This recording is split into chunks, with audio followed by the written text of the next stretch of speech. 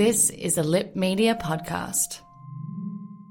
You're listening to All the Shit I've Learned Abroad. I'm Andrea Gillis. And I'm Steph Page. We're two Canadian expats now living in Australia and the UK. Between the two of us, we've been through the ringer in our travels, experiencing missed flights, volcanic eruptions, and even a terrorist attack. It's not all that extreme, though. We've also experienced heartwarming, life-changing moments and met amazing people along the way. So kick back and listen to all the shit I've learned abroad. Welcome to another episode of All the Shit I've Learned Abroad. I'm Andrea. And I'm Stephanie. Hey, Steph. How's it going, Steph?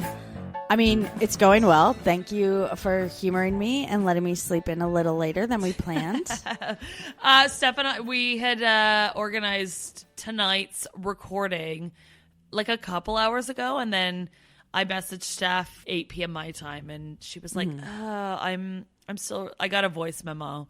I was like, I'm exhausted. Can I have another hour in bed? It's been a long week for you. Your parents are visiting. It has, yes. I picked my parents up. They flew over from Canada. We've been busy, seeing sights.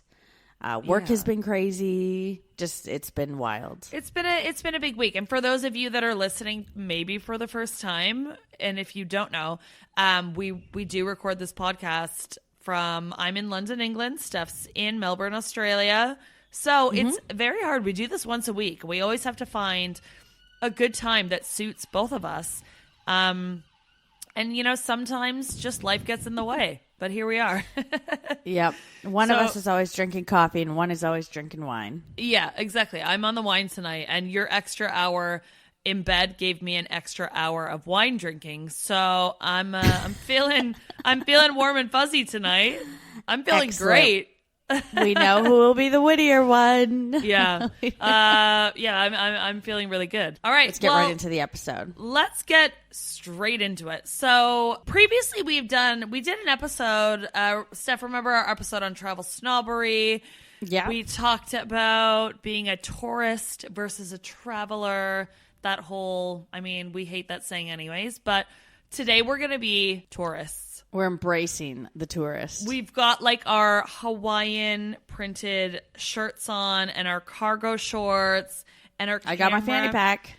Steph's got her fanny pack. You can't say fanny pack in the UK. I don't know if it's the same in Australia.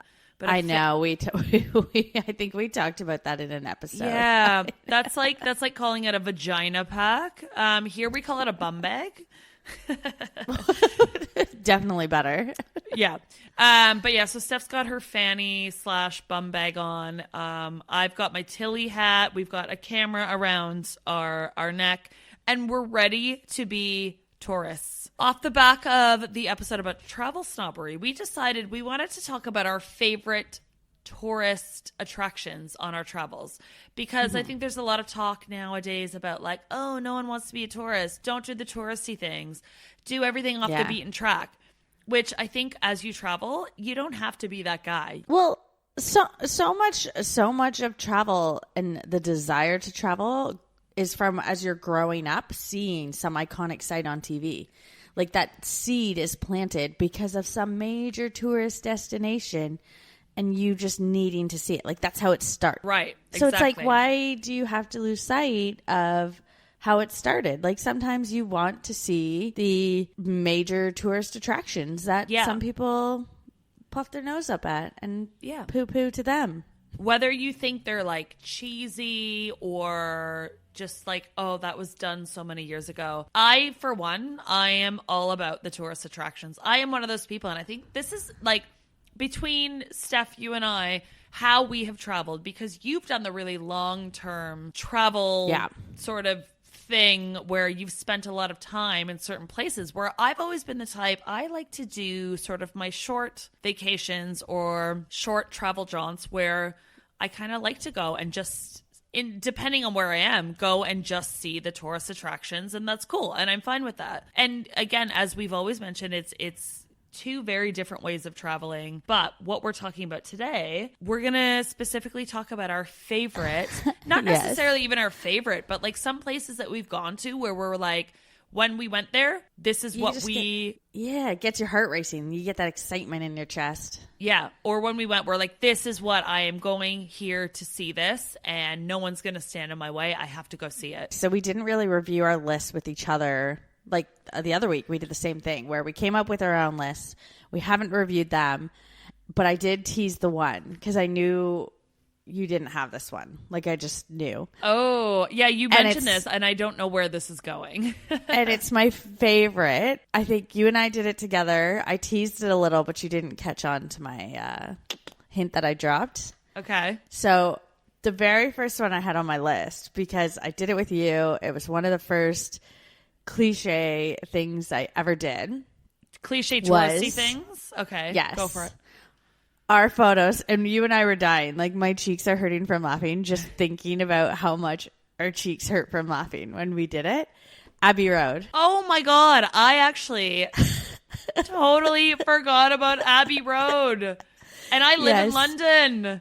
Yes. Oh so my God. Yes, we did Abbey Road. I knew you didn't think of it. And it was when we first moved to London. And it's very wet. So when you're in the core of London, there's a lot of things kind of in the same zone that you can get to pretty easily. Yeah. But Abbey Road is a bit of a trek outside of, you know, the CBD or the core area. Like, it's a trek to get there. It's like, I mean, well, it's funny. I feel like we thought it was a trek. Now living here, It's not like a huge trek, but it's not within like the central sort of touristy London area. It's like St. John's Wood. I think it's zone 3. I want to say it's zone 3. So yeah, like it's not within like Westminster Abbey and Big Ben and all that stuff. No. Yeah. It's a fucking crosswalk in like the like it's in a neighborhood in London basically. For those of you that are not like it's literally a crosswalk. And for those of you that are not familiar with what Abbey Road is, so this is essentially, it's like the iconic album cover of the Beatles album, also titled Abbey Road, from, I think it was 1969. And it's that like iconic cover of like the four of them walking across this crosswalk within London, and that's Abbey Road. And it was taken outside of Abbey Road Studios, and it's like a massive tourist attraction in London. I think what was so funny is when you and I decided to go there, we didn't understand it was a massive tourist attraction, and we were on the tram. Do you call it tram? I can't. The tube. You call it the tube there. The tube, yeah. So we took the tube there, and we were talking to each other, and we're like, "Do you think we'll be able to find it?" Because you and I don't look up directions. Like, oh no, Steph and I just go to attractions and we're like, well, I'm sure we'll find it because we'll see people. It always reminds me of when I was going to Chicago. I got in my car and started driving because I knew I had to get on the highway, and suddenly I was like, I don't know how to get to Chicago. Like, that is our level of planning. Yeah, same with Abbey Road. We just asked people, same with where is Abbey Road? We kind of, I think we looked up what tube exit we needed to go to, but from there, we're like, and so we were saying, do you think we'll be able to find it? And obviously, as soon as you get out, it's like Beatles music playing in the station. Oh, Abbey Road this way. Yeah, like it is very obvious. It's like it's like once you get out this area, it's like they've vomited the Beatles on the streets, on the walls, everywhere. You're like, no, this is definitely it. There's no question in anyone's mind. You are near Abbey Road somewhere. Yeah, like it would be physically impossible to go the other way because it is just that obvious. You would be an idiot not to find it if you walked out of that tube station and we're like, where is Abbey Road? But yeah, and we went and we thought we were going to take this really cool photo, and we'd be walking across the same, except for the fact there is 1,000 people there. Yeah, there are so many people, and you're all taking the same photo, and it's just a road, so there's cars driving up and down the road who must hate the tourists. So when there's no cars coming and we have a second to actually go, there's like 40 people going across the road getting their photo at the same time. Well, it's okay. So for those of you that have not been there, it is a functioning crosswalk. Like, it's not some made up, painted on fake crosswalk where when the Beatles did this iconic album cover where they just made it up. No, it's a real crosswalk, and it's still functioning in 2019. So I actually remember Steph and I, when we found all the people that were like, well, like you said, it wasn't hard to find it. We looked across the road. We're like, hey, there's 1,000 people stopping in the middle of the fucking road, for posing for photos. And the funniest thing was, like, cars are trying to get by. And they're just like honking at everyone going by like, can you fucking move? And like people live around there. Like it's a residential area.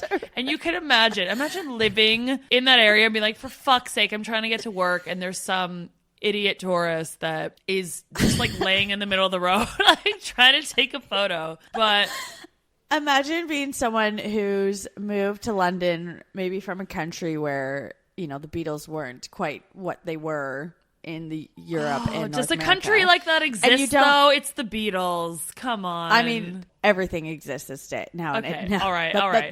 Everything exists. True. But imagine doing that and then driving and not knowing it was Abbey Road and just being like, what the fuck are all these people doing? Why are there so many people? It looks so absurd. Like wherever you're listening now, imagine suddenly all day, every day, you had 1,000 people out in front of your road taking a photo. Yeah, that's exactly what it's like. But I even remember when we turned up. So it was funny because we see everyone on this one crosswalk. But then like if you look right across the street, I think there's like, I almost want to say there is like a little roundabout and there's another crosswalk. And I'm like, how do we not know it's not this crosswalk? Maybe it could be this one because they all look the fucking same. But no, it was definitely the other one because it is right out front of the Abbey Road studio. So Steph and I, we did like our obligatory walk across Abbey Road and we both got our photos from it. And, you know, we look pretty fucking cool doing it. Way cooler than the Beatles, for sure. I mean, it's really hard to try to do it without other people in the photo. I'm actually thinking, as someone now that lives in London, maybe I should go there at night. Yeah, well, at night is probably when you get the professional people who have the really good cameras for the lighting and probably know what they're doing. Like I was thinking, like, you know, have you ever gone to sites where you got people like with their professional cameras on their tripods and they're properly... Yeah. No, I know what you mean. I mean, probably maybe that'll be. Maybe it's a good time to go, and you can get them to take your photo. Maybe I'll go once we're done recording tonight. You're not going. Absolutely not. It is so far from where I live. I live in South London. I am nowhere near Abbey Road Studio. But yeah. Oh, I love that you thought of that one because I didn't think of that. That is one of the touristy things in London that a lot of people, and you do see I have a lot of friends that when they've come over, one of the things over like Big Ben, Buckingham Palace, Westminster Abbey, they're like, I want to go to Abbey Road. Yeah. Well, and to be honest, that trip we got so many other cliche photos too. It was great. We got us like talking in the red phone booths, the photos of the red double-decker buses, the photos of the iconic tube station. The thing I love about the phone booths in London, like now that I live here, there's only two things that happen in a red phone booth in London now, and neither of them include actually making phone calls. Drugs and sex. No. And rock and roll. No, I was gonna say usually it's urinating and having a wank. Oh wow, I guess I took that high class. But yeah, I always find it quite funny when I see people like taking those like obligatory like photos in the phone booth. And I walk by, like I work in Soho, and some of them you walk by them like they stink of piss, and then you see people standing them like, look at me in my cute photo. I'm like, oh, don't touch. But they are cute photos. No, they are. They are. But yeah, now that I've lived in London as long as I have, I'm like, I know what happens in there. Okay, the next thing I have on my list. So I want to go back to the first time I ever traveled on my own to Rome. Okay. And on my list, I was like, I have to go see the Sistine Chapel ceiling, which we all know it's the iconic ceiling painted by Michelangelo, which depicts the famous creation of Adam, right? So everyone knows you got like the two fingers touching. It's like one of the most iconic paintings. So when I went to the Vatican, and I remember actually going up, and I was like standing in the queue to go into the Vatican, and I was like, where's the Sistine Chapel? And the people working there they were like, well, it's in the museum. Like it's not in the actual church itself. I'm like, oh, which I didn't know. No, so it's like it's inside the museum within the Vatican.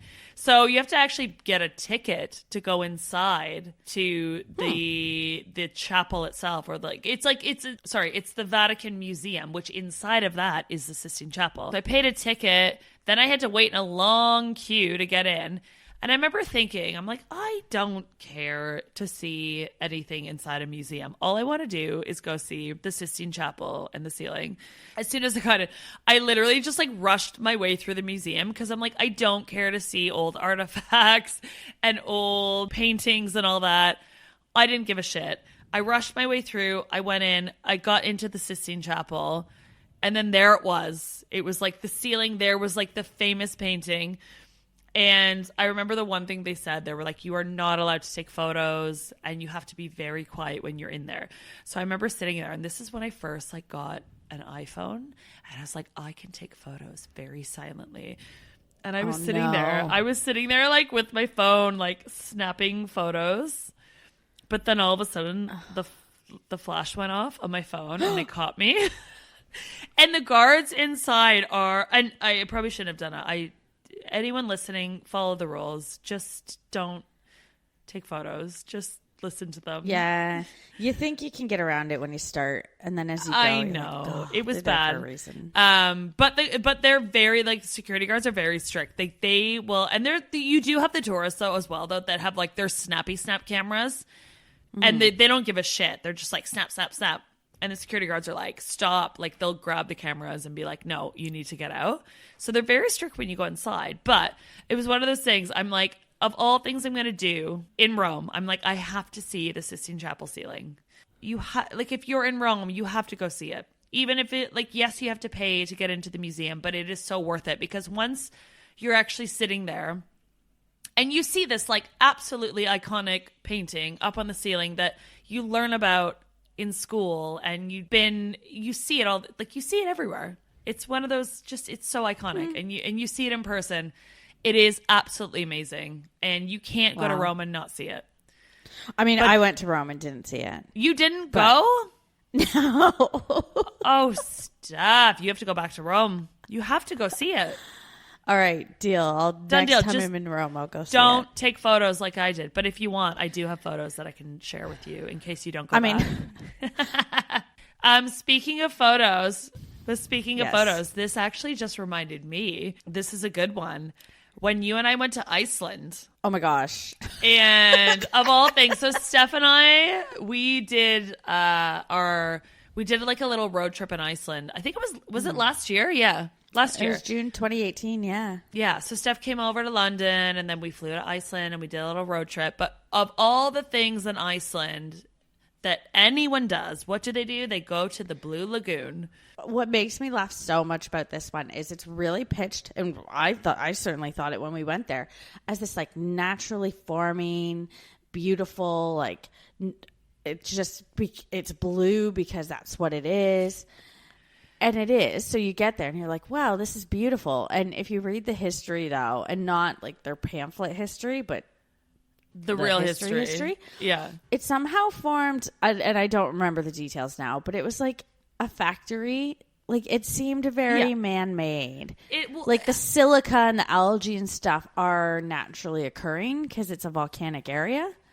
But the Blue Lagoon itself was quite man-made. Like, even if you see the aerial photos of it, because you always see the iconic photos of people walking in, standing half out, and it's stunning. But if you see the aerial photos, it is like a very shaped lagoon. Yeah. Well, it is man-made. But that's the funny thing. Like, everyone, that's the number one tourist attraction there, though. And I have to say, like, we were like, no questions asked, we were going. And it's not cheap to get in. I mean, how much did we pay? It was expensive. It was like it was like 50 or 60 pounds or something. Yeah, which is, I was gonna say $140. So that's probably kind of the same, equivalent. But I'm not like, it was amazing. You go in and you're literally in this like beautiful, massive hot tub lagoon, and you go in and they give you, like, you can do a clay mask, and it's just like steaming, and they've got a bar. It's absolutely like amazing. But it was like hilarious because Steph and I, you see, if anyone doesn't know what we're talking about, just go onto Instagram and look up the Blue Lagoon in Iceland, because you see these photos of these beautiful, like, women and men just like posing inside the lagoon, and they just have they are like influencers, right? And they just look stunning. Yeah. And so Steph and I, so when we were there, we're like let's recreate, like let's see if we can take a beautiful photo. And so Steph and I have like this clay on our faces, and we're standing there like legit. I don't even think we realized how fucking stupid we looked.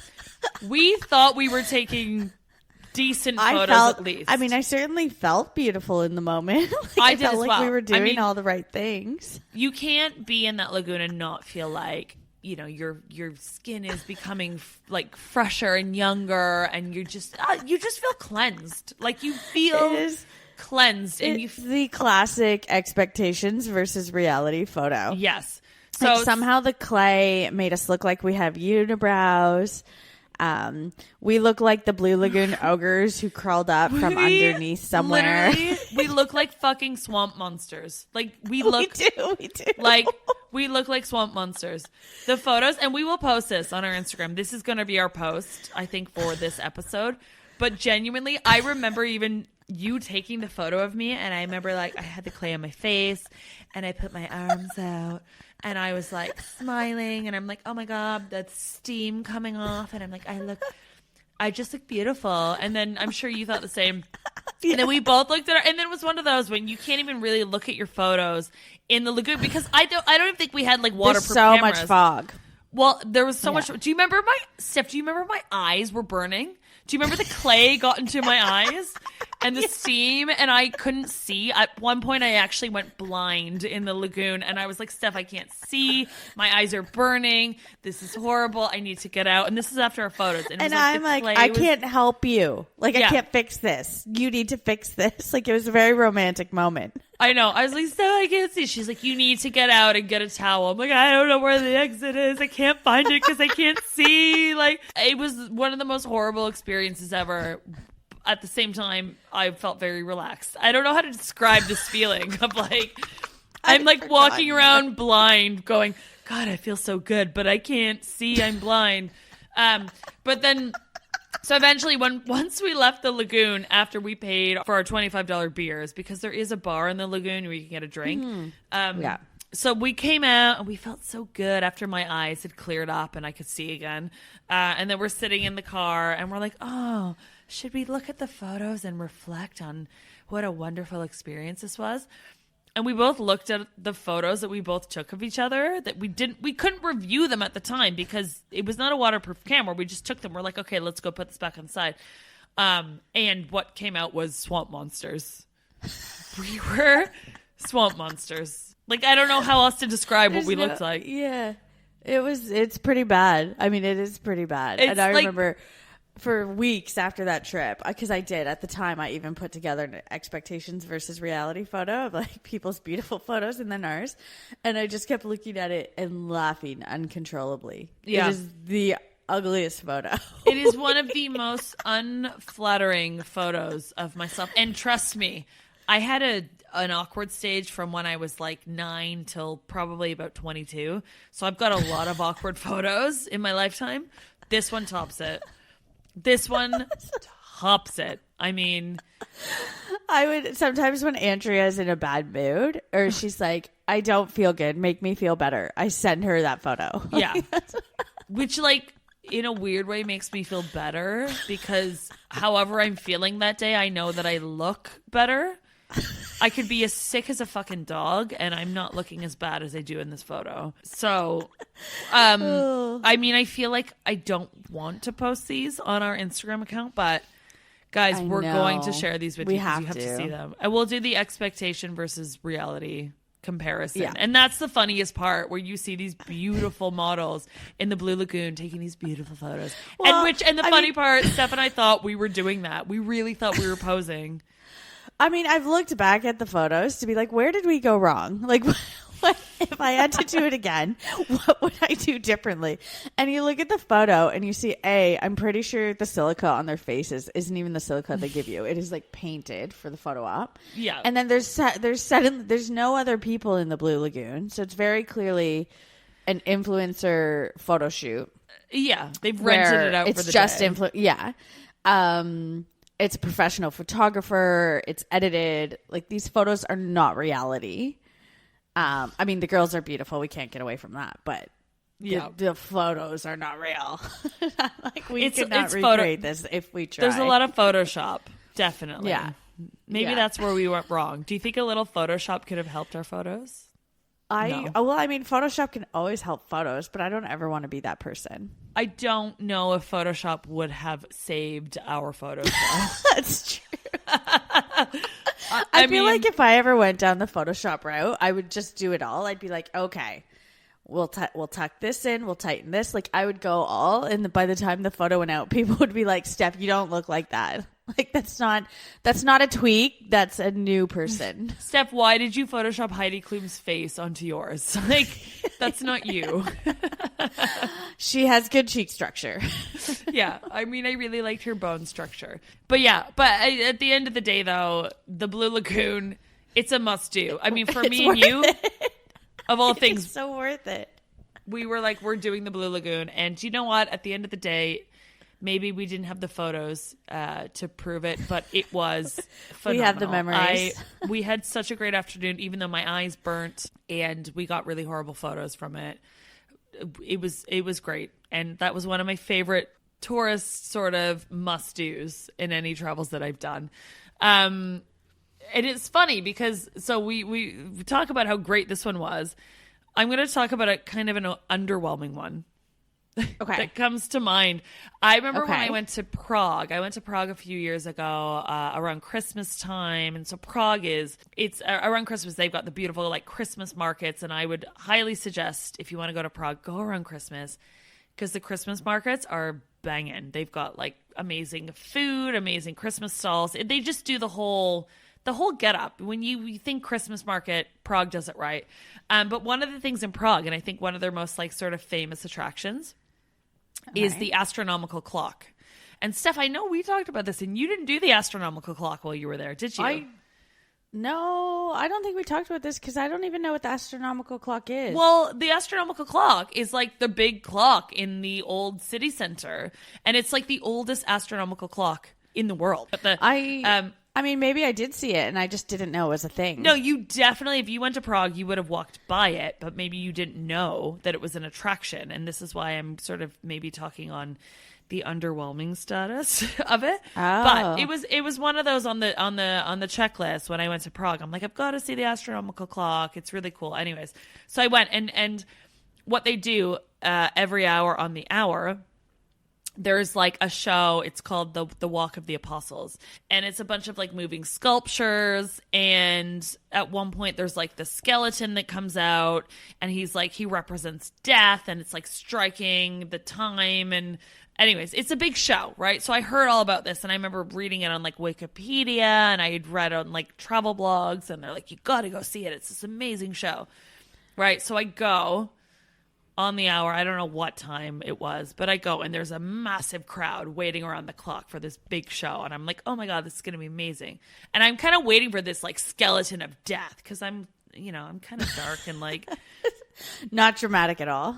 Anyways, so I'm like waiting for this skeleton to come out and be like, death. And then on the hour, it's like a fucking cuckoo clock. Like, I don't know what to tell you.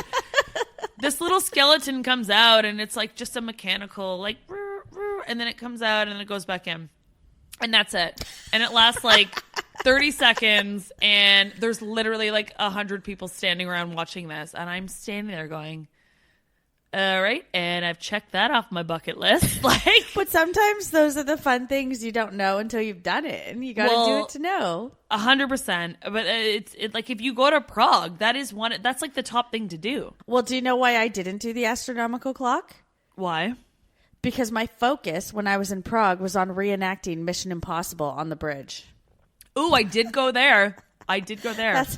That's why I had to go to the bridge and I had to pretend I was in Mission Impossible and I was a spy. And in my head, I was like, doo-doo-doo, doo-doo-doo, doo-doo-doo. Yeah, that was literally my focus in Prague. And that's good because you were doing a trip where you were doing all the things off the beaten track. Whereas I was doing all the touristy things. And you know what? Next time you and I can go to Prague together and we can combine our experiences. Yes, where I will yes. bring you to the astronomical clock, and then you can show me how to reenact Tom Cruise. I think in when the Mission Impossible. cuckoo clock, because you said when the clock comes out, it's like doo doo. That should be our Mission Impossible moment. It'll be like doo doo doo doo doo. Done. We got to go to Prague together. And then we'll just start running around Prague like spies. Oh, yes. I like wait. it. I dig it. Oh, but guys, at the end of the day, sometimes the touristy attractions, and you do them, and once you do them, you kind of go, was that it? But you get to check it off your bucket list. And I'm still happy that I did it, because it is genuinely, it is like the number one thing to do in Prague. And a lot of people there's people that like travel from like other countries to come and see this. I don't really get it. I don't get it, Well, but I did it, and I've done it. I mean, you have to remind yourself of that. Like, we very, very much take Niagara Falls for granted. But there's people from all around the world who dream of seeing Niagara Falls. So to each their own, right? Totally. And that's at the end of the day, as we always say, however you want to do your travels and whatever's on your list, like, you do you. Don't listen to anyone else. If you want to see Niagara Falls, if you want to see the astronomical clock, if you want to reenact Mission Impossible, Do you? that is your thing. Whatever's going to make you happy at the end of the day, right? Well, I'm going to do a hard turn here and go to one that really inspired me. And it is a very hyped tourist destination. But Christ the Redeemer in Brazil, Rio de Janeiro. Okay. Or Cristo Redentor, as some call it. So we've talked a bunch of times about my around the world trip. I started in Brazil.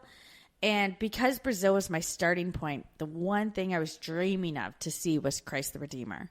And a year before I left on this trip, I set it as my computer background, but I was looking at it every day. Like, I was just build. And sometimes when you build such a momentum, you can be a bit like, I hype this up more than it actually is. But I was looking at it for every day. I dreamed of seeing it. And then when I was in Brazil, I'd been there for a few weeks, actually, because I did Sao Paulo first. And then I got to Rio de Janeiro, and my couch surfing host took us for, we went for a drive, and then we went for a walk on the beach, and we walked out like in the water in the evening. So the sun was setting, water up to our knees, and we looked up, and Christ the Redeemer was up. I'm saying a mountain, but that's not the right word, but like up on the hilltop, looking down over Rio de Janeiro. And the moment was as iconic as I had envisioned it. Like, it took my breath away. I was like, oh my gosh. And it was the culmination of, over a year of planning, a year of saving, a year of envisioning it. And I was finally there living it. Like, that moment meant so much to me. Was it different than my underwhelming experience in Prague, where you're standing there going, wow, I'm really overwhelmed by this actual amazing structure in front of me? Yeah, it took my breath away. And it was just, I think I'm really glad I saw it that way first.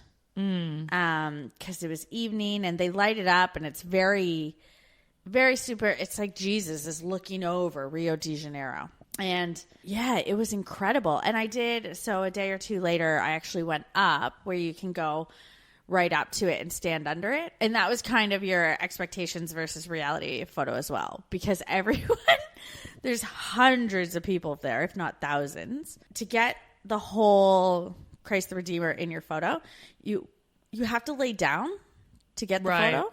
Because it's a lot bigger than what it looks like. That's the thing. I've never been, huge. And it's on my list, but it's one of those things that probably from photos, because a lot of them are taken far away because it's so big to get it all in the photo.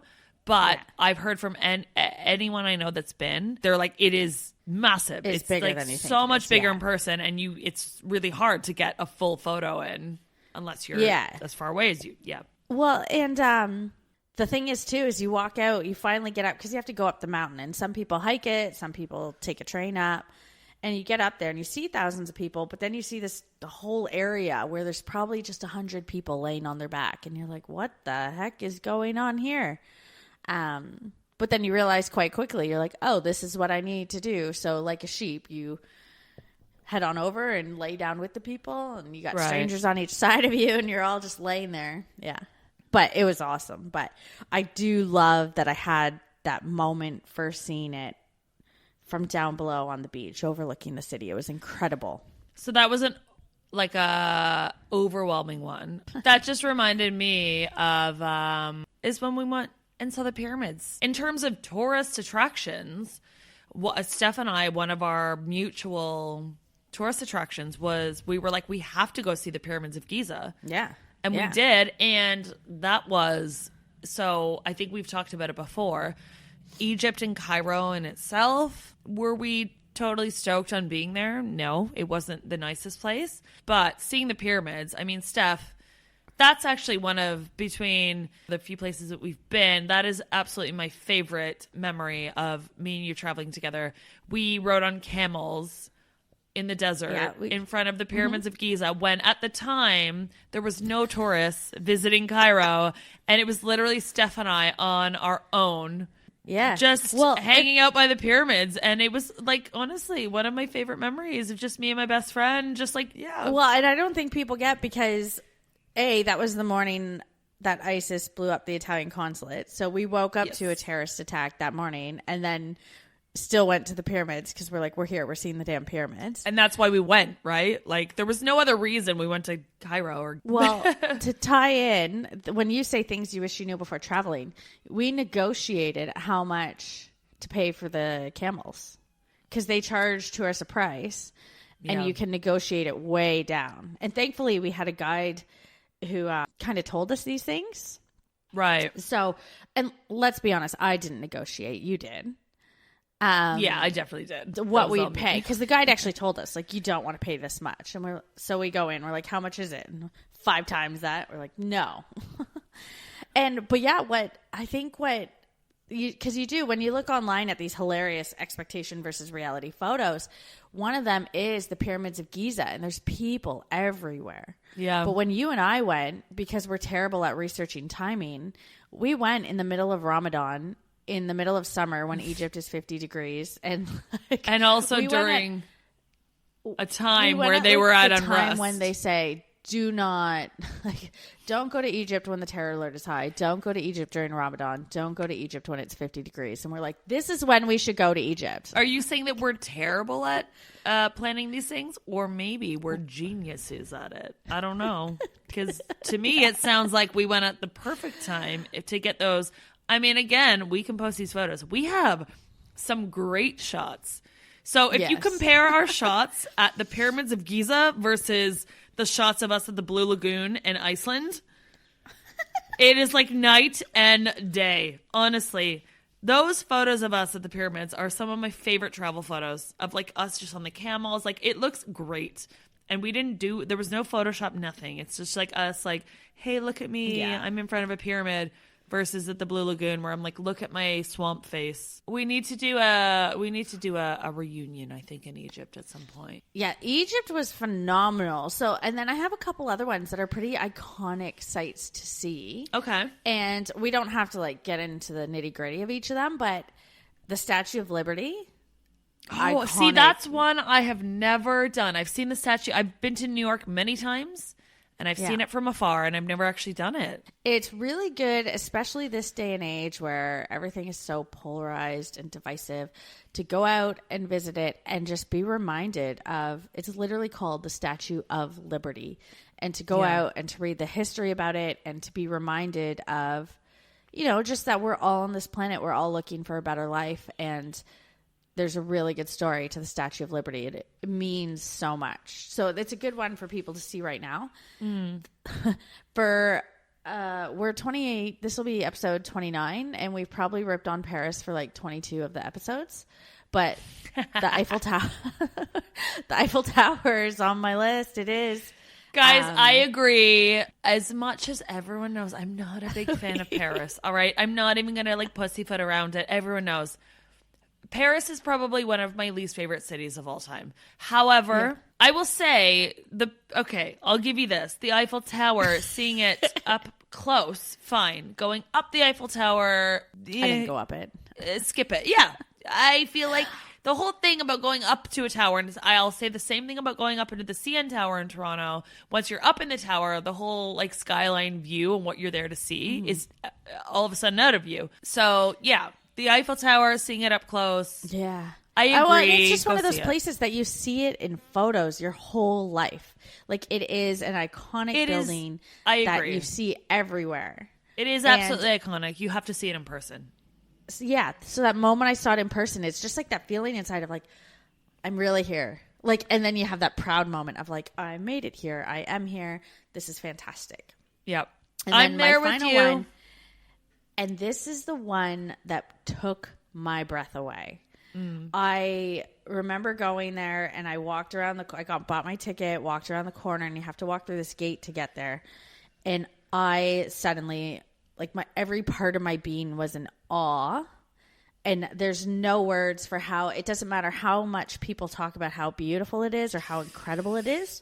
You Give it get to me, there, Steph. Give it to me. The buildup is too much. What is it? The Taj Mahal.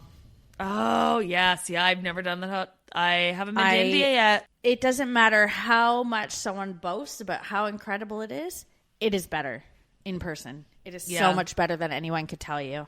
Yeah, so that kind of rounds out my list I had. And I mean, these are all very cliche places, sites to see. And I loved every single minute of them. Steph, I've got one for you. And this is Yes. on my list. And Hit me with it. you have not done yet. Okay. And in terms of my travel experiences, and one of the most amazing places that I've been to is the Great Barrier Reef in Australia. And you need yes. I have to not, go. no. One of my, honest to God, one of my fondest travel memories is when I went to Australia for the first time in 2009. And I was there with my sister, and we went to the Great Barrier Reef. And I cannot even explain to you how amazing it was to be snorkeling in, like, it's like you said, it looked like what you see on TV as you're literally, and the great thing about that, you're just like immersed in it. Like, you're snorkeling, and like some people scuba dive. I don't do that. I'll snorkel, but you're just immersed in this beautiful, absolutely beautiful underwater scene. I felt like I was in the Little Mermaid. It was just like it was phenomenal. And you're in Australia now, and I know that you don't live near there, but you're closer to it than I am.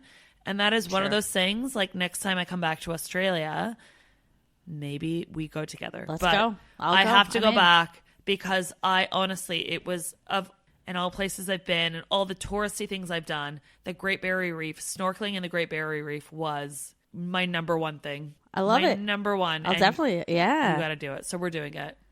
Even Done. if we get Deal. chased by stingrays, which I did.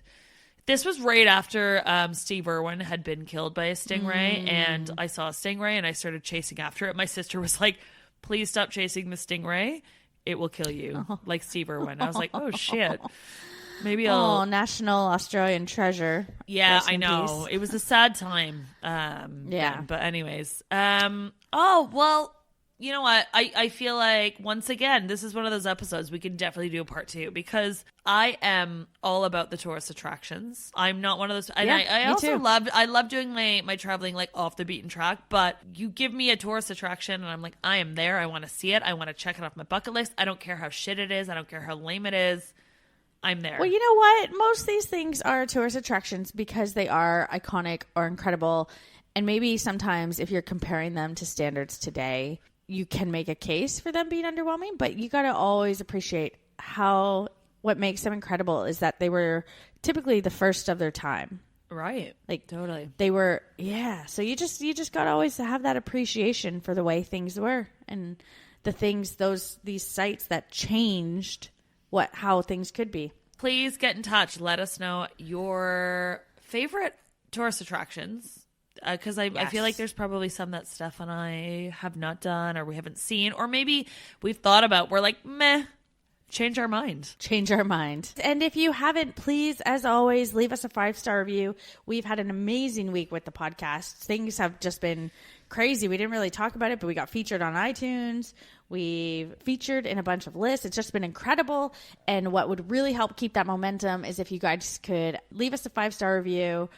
That would just mean the world to us. Yes, it means a lot, and it helps us out more than you guys know. So please, Thank as you. Steph said, give us some reviews, give us 5 stars, shout about it to your friends if you like what you hear, and we can continue giving you this podcast every week. And on that note, we will see you next week. See you later. All the Shit I've Learned Abroad is a travel podcast focused on anything and everything related to travel. You can listen to us on multiple platforms, from iTunes to Google Play Music and more. And with that, please, if you have a chance, give us a 5-star review on iTunes or whatever platform you listen on. That drives us up the charts and really, really helps us out. Want to support us on Patreon? Find us over at Shit I've Learned Abroad Pod. Donations start as low as just $1. Also, if you could follow us on Twitter and Instagram at Shit Abroad Pod, and Facebook by searching all the Shit I've Learned Abroad. Thanks so much for listening.